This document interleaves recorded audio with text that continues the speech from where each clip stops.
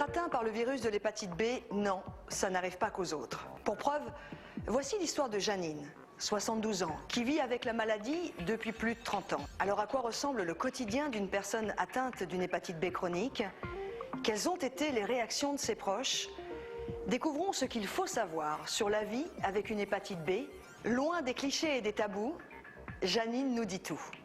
J'ai appris ma maladie parce que je me sentais très fatiguée alors que je n'avais rien qui pouvait expliquer cette fatigue. Depuis 2001, j'ai un traitement qui est très simple à suivre et que je vis très bien.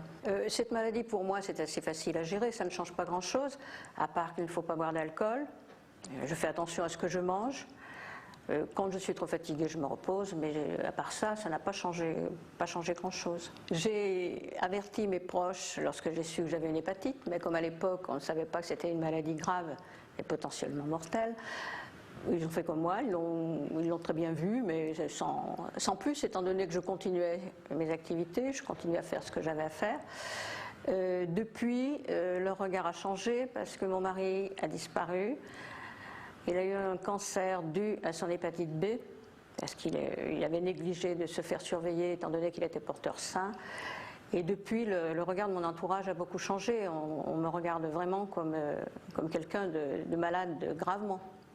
Il faut essayer de vivre au quotidien comme on peut, malgré la maladie, vivre normalement, ne pas gêner les autres.